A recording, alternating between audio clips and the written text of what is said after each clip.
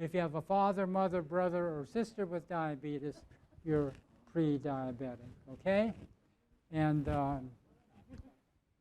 ladies get diabetes more often than men. Okay, if you ladies had diabetes when you were pregnant, call that gestational diabetes, you're at higher risk for developing diabetes.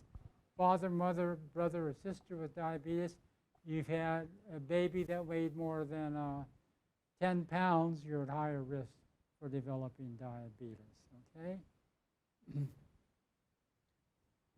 Diabetes is the leading cause of kidney failure, people going on dialysis, having your legs amputated, and new cases of blindness. Major cause of heart disease and stroke. The most common cause of death for a person with diabetes is heart attack or stroke. 7th leading cause of death in the U.S. And this shows lifetime risk of developing diabetes for those who were born 25 years ago, okay? And look at this. Total, men, 32%, almost 1/3 of males were born at that time will develop diabetes. Women is closer to 38%, okay? The blacks, males, 40%. Females, almost 48%. Okay. Hispanics, males, 45%. Females, more than 50%. And usually, the numbers go up, and they parallel how overweight those population groups are. Okay. So the more overweight they are, the higher the risk is. And that's what we find out. Now, how do we diagnose diabetes? If your fasting blood sugar is more than 126, a random non-fasting blood sugar is more than 200, or if you have a hemoglobin A1C more than 6.5%. And we don't make it from one test alone. It's got to have repeated tests.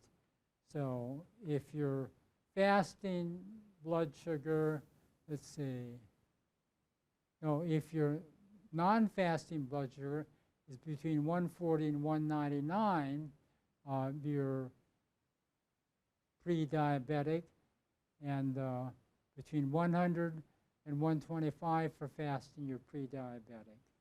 So if you're pre-diabetic, you need to make sure if you're overweight and you're not exercising, you got to lose weight, you got to exercise, you need to get on a plant-based diet, okay?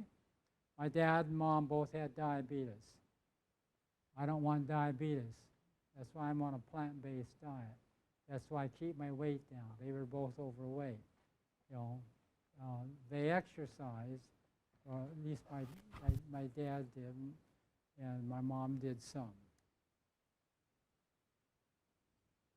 Majority of cases of type 2 diabetes could be prevented by weight loss, okay? Keeping your weight down. 80% of those with type 2 diabetes are overweight. People are moderately overweight, twice as likely to develop diabetes as those of normal weight. Fruit consumption decreases the risk of diabetes. So, you know, lots of, you know, bananas, apples, you know, mangoes, you know, blueberries, strawberries, fruit consumption, moderate fruit intake, 2 servings per day. They had better blood sugar control and a 36% less chance of developing diabetes than compared with those who ate smaller amounts of fruit. So a diet definitely makes a difference. And here they looked at almost 61,000 people in the Adventist Health Study 2, 22.4 thousand guys and 38.4 thousand women, and they divided them by diets.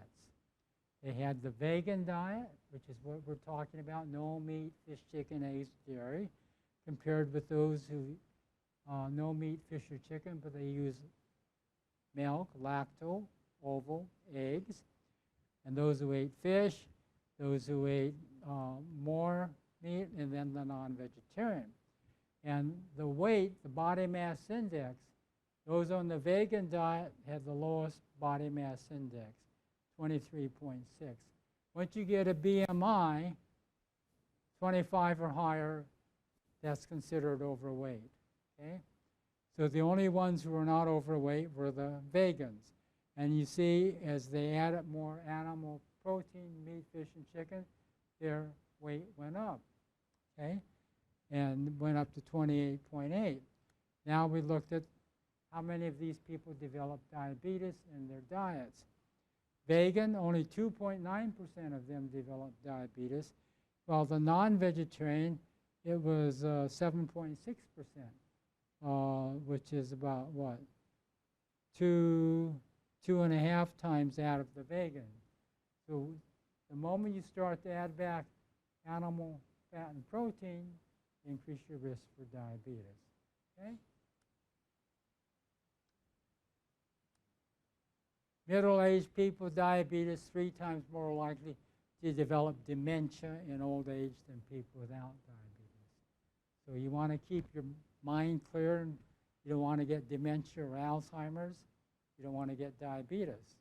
So do everything you can to avoid diabetes, because people who have diabetes will develop more dementia, okay?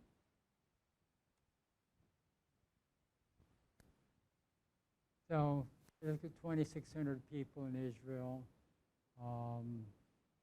Followed them from the 60s, and they were 40 to 65 years of age when the study began. Mental status of 1,900 subjects. Determined 652 were identified as possibly dementia. This is confirmed in 309, 16.3%. Those with diabetes during the study, almost 3 times, 2.83 times more likely to develop dementia than those without diabetes. So if you want to keep your marbles, you don't want to lose your memory, you don't want to get diabetes, okay? And you also want to have a plant-based diet. Unprocessed red meat, increases your risk of diabetes by 19%. While processed red meat, half that amount, 50 grams, that's like 1 3/4 ounces. A hot dog, sausage, bacon, increase your risk of diabetes by 51%. So again, plant-based diet, no meat, please, stay away from meat. Use low-fat dairy, preferably no dairy, nuts, whole grains, and so on. Frequent consumption of bacon, hot dogs, and sausage, more risk for diabetes.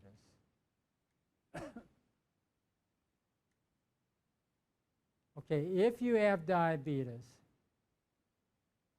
see your ophthalmologist. I'm an ophthalmologist. I'm an eye surgeon, not your optometrist. An optometrist can prescribe contact lenses and fit you with glasses. I mean, I can do that too, but I can do surgery and I can treat a person medically for glaucoma or whatever they have, okay? And I can do exams. If you have diabetes, you need to get a yearly exam where the pupil is dilated. I can look at your retina. We'll show you pictures of what problems are if you have it, okay? You need to do that every year. And also, you need to get the intraocular pressure checked once you get past the age of 40. We're looking for glaucoma. And glaucoma is when the pressure builds up in the eye. And if this is not controlled and it gets too high, it can cause problems and loss of vision and even blindness. Cataracts are more common in people who have diabetes. And I like to find cataracts, because if I find the cataract and it's ready, I can do surgery. I like to do surgery. I'm a surgeon. I like to cut. And so if you've got a cataract, I've got to cut and remove your cataract. Then I'll put in an intraocular lens so you can see. I don't do surgery anymore. I've stopped doing surgery. But anyhow. Now, this is what we're looking for, okay? See this little bulge here? That's called a microaneurysm. And those can break and bleed. This is normal on this side. That's abnormal on that side. Okay? This is normal, the left side. But all of this stuff, these yellowish white, those are exudates. All these little red things here, as new blood vessels form. The medical term is neovascularization. And the problem with this, if you've got diabetes, is those can bleed. So if this is bad enough, that needs to be treated. That's why you need to see the eye doctor once a year, get an exam. If this is bad enough, I treat that with a laser. So you won't end up bleeding in the eye and end up losing your vision. So this is a hemorrhage in the eye, and that's beneath the retina. And if you can't see through the blood, so there's a big shadow there. You won't be able to see through there, okay? And these are exudates, and there are some microaneurysms there.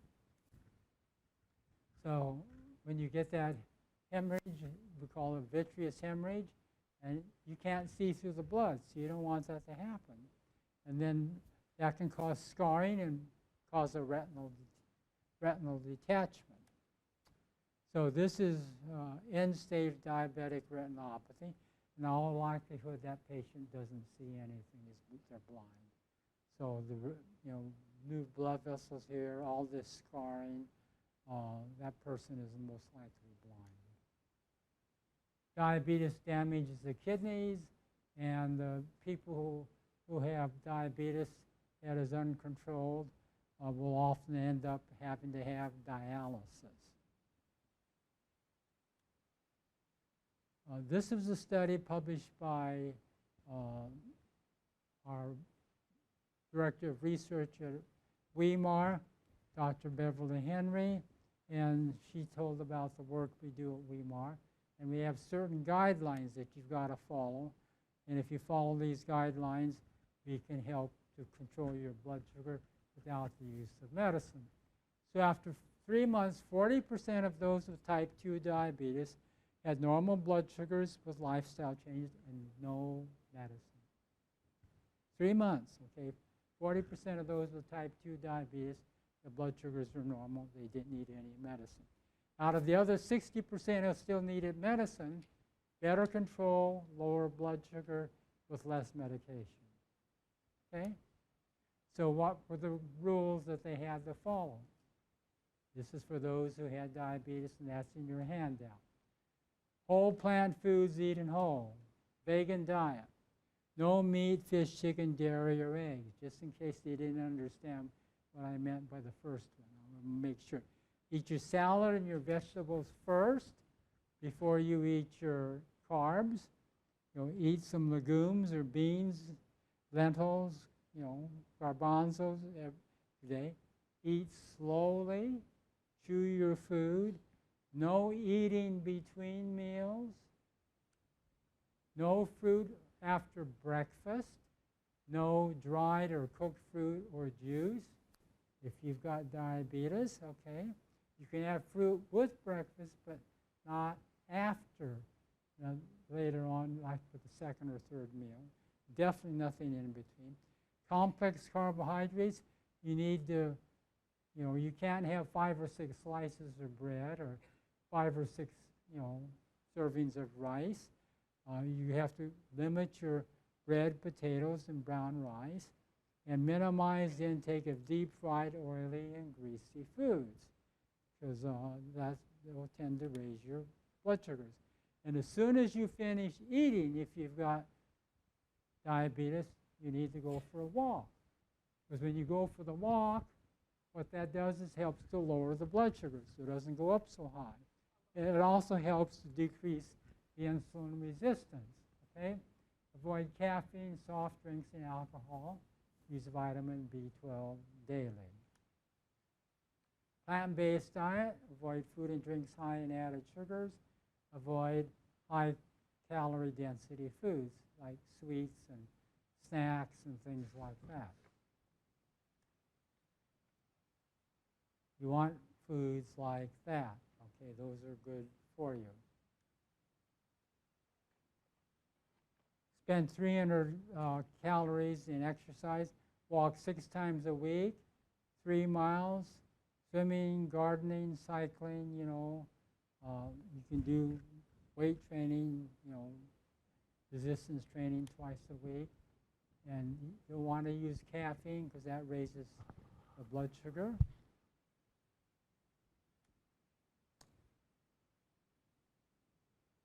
Caffeine raises the blood sugar, that's what we're saying here.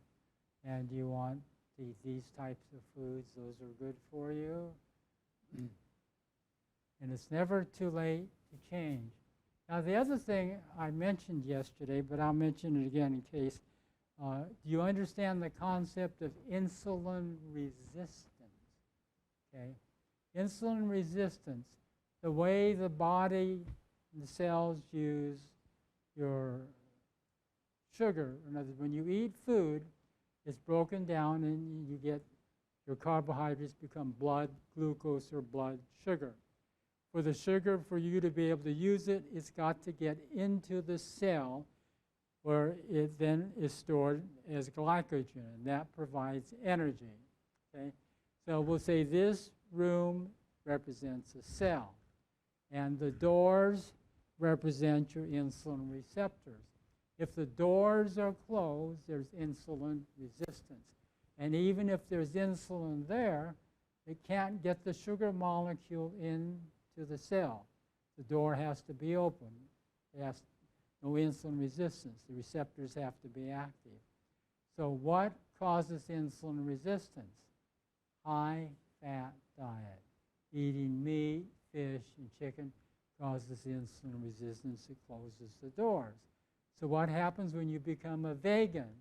Well, then you don't have the doors closed because of the meat, fish, and chicken. And what happens if you have a high-fat diet? It closes the door. So even if insulin is present, the glucose molecule cannot come into the cell because there's insulin resistance. The door is closed. So what opens the doors? Low-fat diet, no meat, fish, and chicken, and exercise. That's why we want you to walk for at least 15 minutes as soon as you finish eating if you've got diabetes, because that opens the doors, makes your insulin receptors more active. So the insulin's there, can be used. If the insulin's there but the doors are closed, there's resistance, it doesn't, it's not going to work. So is that clear? That's why if you have diabetes, as soon as you finish eating, go for a 15-minute leisurely walk, okay? It's never too late to change. I'm too old to change. No, you aren't. You're just unwilling, okay? It's never too late to eat right. Never too late to exercise. I told you I've been exercising at midnight sometimes, as long as it's safe, or you can do it in the house. Never too late to lose weight if you're overweight. Okay, and here's how to make a change. So this is really important. So we desire to make changes in our lives. Well, I need to change. Are you going to change or not? You're weak in moral power and slavery to doubt, controlled by the habits of your past life. Our promises and resolutions are like ropes of sand. Oh, I'm going to lose weight, or I'm going to exercise, or I'm going to eat a more healthy diet. But why aren't you doing it? Your promises and resolutions are like ropes of sand. We cannot control our thoughts or impulses or affections. Oh, I think of my Big Macs and my hot dogs and my hamburgers and my fish and my turkey. No, there's other things to think about than food, but okay? The knowledge of our broken promises and forfeited pledges weakens our confidence in our own sincerity and causes us to feel that others cannot accept us. But don't give up. Don't despair. What you need to understand is the true force of the will. The will is the governing power in the nature of man, the power of decision or of choice. You have a choice about what you're going to do. I'm going to eat this or I'm not going to eat this. I'm going to exercise or I'm not going to exercise. It's your choice. So You don't have a parent telling you what to do. You may have a doctor who's advising you what to do. I'm advising you what to do, but I can't make you do it. It's up to you. You can choose to reject what I say. But remember, you can do whatever you want as long as you're willing to accept the consequences of the results. Galatians 6:7, well, it says, God is not mocked. Whatsoever man soweth, that shall he also reap. Well, I want to have my fish, or I want to have a little chicken, or I want to have a little this, or I want to have a little that. This is in your handout, okay? This is all in your handout you've been given. Okay, you do whatever you want, but you reap the consequences of your choice, okay? Everything depends on the right action of the will. The power of choice has been given to us. It is ours to exercise. We cannot change our mind, a lifetime of poor living habits, but what can you do? Choose to make a change. Choose to eat a plant-based diet, no matter what they offer to me. I can go someplace and just say, oh, Doc, you know, we've got a really great piece of turkey here or some nice fish.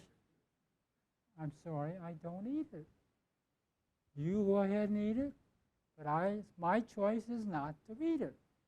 And no matter what they say, I mean, even if the president or the queen, you know, the king or someone to say, here, I have this specially prepared for you. I say, I'm very grateful that you went through all the trouble to prepare that, but it is my choice that I do not eat that type of food. And if you don't respect my choice, that's your choice. But I am not going to eat just to please you. Okay? You understand? And I'm quite certain that the good Lord is not going to tell me, you've got to eat that fish. You've got to eat that. I can say, express my gratitude and thanks. If you want to know the reasons why I choose not to eat it, I'll be happy to explain. But if you're not interested, please respect my choice. And at my stage in life, there's not going to be many people who are going to argue with me, you've got to eat that. No, I don't have to eat it. I can go without eating it. No, I'm happy to fast. Okay? Choose to make a change to the right exercise of the will, and a charge change can be made in life. By yielding, that's another word for surrendering our will to God, we ally ourselves with the power that is above all principalities and powers, and we will have strength from above to hold us steadfast. And how? Through constant surrender to God, we will be able to live the new life. Paul didn't write Philippians 4:13, I can do all things through Christ who strengthens me, except become a vegan, or except exercise, or except, there's no exceptions. If God wants you to do it, 3 John 2, beloved, I wish above all things thou mayest prosper and be in health, he will give you the power to do it. Ask him for that power. Amen. Surrender your will and your appetite to God daily and ask him for the strength and power to carry out his will. Okay? And if you don't, it's your choice, your fault. Okay? You've been told. This is from Steps to Christ. Okay? So your health is a function of lifestyle. Lifestyle can be chosen. The choice is yours. How are you going to choose to live? You're going to put these principles into practice? Well, yeah, you know, it's up to you. You're my friends no matter what you do, okay? But you will reap the results of your choices. So choose now to make a change, that God complete his work in you. Cooperate with him, and he will complete the transformation in your life. He wants you to become more like him. The reason the Lord hasn't come is because we don't reflect his character. We have not reached the stage where he wants us to reach. There's so few of us who reflect the character of Christ. That's what he's waiting for. His character to be produced in us. And it's not going to be produced in us unless we surrender daily and ask for the grace and power to live like he wants. See? And that's the only way it's going to happen. Surrender is the key to success. Okay? So choose today whom you will serve. Cooperate with him. Now, well, you're convicted that you need to make a change, but you just, I know I should, but I don't want to do it yet. You're unwilling. Okay? Don't give up. You understand all the reasons, the importance of change. You're just unwilling. You're just being honest. Well, then pray that God will help you to become willing. Lord, I'm unwilling. I really need to change, but I really don't want to. Well, pray and ask God to help you to become willing. Okay? And when you become willing, cooperate with him as he transforms your life and character. Make your choices, choose your goals, connect yourself with the one, God, the Father, the Holy Spirit, Jesus, who gives you the power to carry out your choice. I can do all things through Christ who strengthens me, including eating a plant-based diet, including exercise, stopping eating between meals, and stop wasting my time with whatever I'm wasting my time with. Whatever you need to change, change. What are you waiting for? Okay, it's up to you. By God's grace and power, you will be successful. Your part is to choose and walk with him day by day. Surrender your life and will to him, and he will see you through. Okay? Any questions? Questions, arguments, disagreements? Yeah, that's fine. You can ride an exercise bus and do whatever you can. If you can't use your legs, you can use your arms. Okay? As long as you can move something besides your tongue. I was going to add to the principle you taught us here, Rene. And Philippians 2:13 says, "For it is God which worketh in you both the will and to do of his good pleasure." Amen. See, this is paraphrased from the last 2 or 3 paragraphs, this chapter on steps to Christ and consecration. That's where I took that from, okay? So the key to your success is choosing and surrender and asking God for the grace and power to carry out that choice. So God bless you.